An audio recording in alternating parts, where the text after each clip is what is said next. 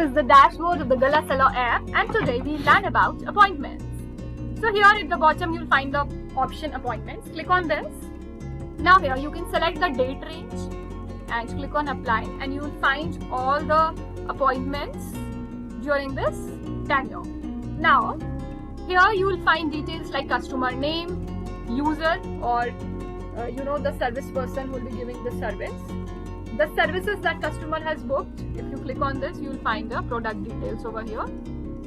Staff will be attending, tax, MRP, everything. Then here the status is booked, cancelled, or it's done, whatever is the status, that will be reflected here. Then when the appointment has been booked, those details you will find here, start date and date. And then here you have the option to delete. Let's say you want to delete this appointment, you click on this delete icon and the appointment will be permanently deleted. Now let's say you want to export this data, you will click on the export, choose the file format. Let's say you have chosen CSV. That's it. The file will be automatically sent and saved to your desktop. So yeah, that is all about appointments. Hope this helps you. Thank you.